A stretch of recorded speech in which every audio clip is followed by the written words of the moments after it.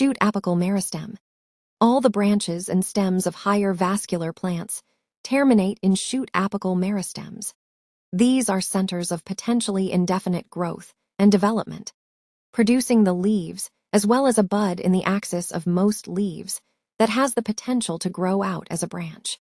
These shoot apical growing centers form the primary plant body.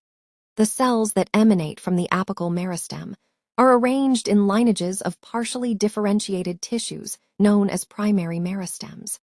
There are 3 primary meristems: the protoderm, which will become the epidermis; the ground meristem, which will form the ground tissues comprising parenchyma, collenchyma, and sclerenchyma cells; and the precambium, which will become the vascular tissues, xylem and phloem. Parts of a flower. Peduncle, the stalk of a flower.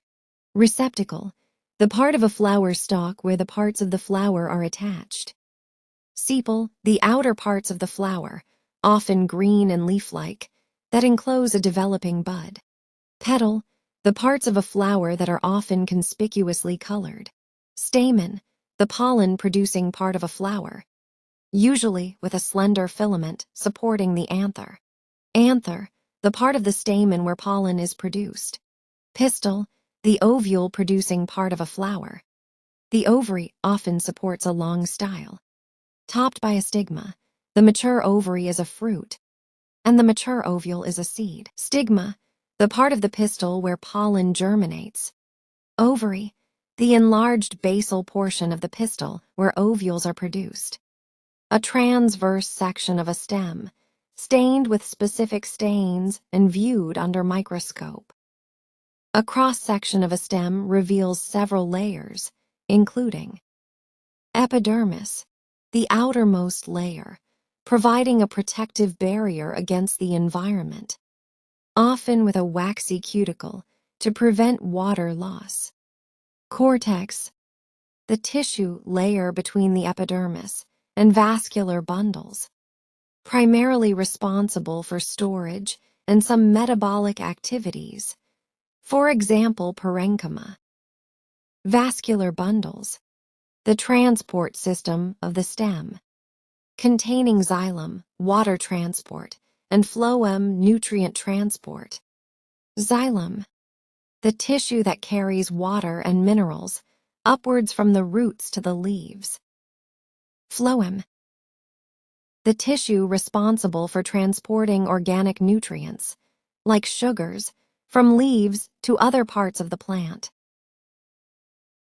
Cambium, a layer of meristematic cells located between xylem and phloem, allowing for secondary growth in woody plants. Pith, the central tissue of the stem, primarily for storage, is composed of parenchyma cells. How osmosis works in plant cells. No net water movement. When a plant cell is in a solution with the same water concentration as the cell's contents, there is no net movement of water. Water moves out of the cell. When a plant cell is in a solution with a lower water concentration than the cell's contents, water moves out of the cell by osmosis. This causes the cell to shrink and become flaccid. Water moves into the cell. When a plant cell is in a solution with a higher water concentration than the cell's contents, water moves into the cell by osmosis. This causes the cell to swell up and become turgid. Stomata. When we observe the lower side of a leaf under a microscope, we find tiny openings or pores in plant tissue that allow gas exchange. These are called stomata. They are typically found in plant leaves, but can also be found in some stems. Specialized cells known as guard cells surround stomata and function to open and close stomatal pores that allow a plant to take in carbon dioxide, which is needed for photosynthesis.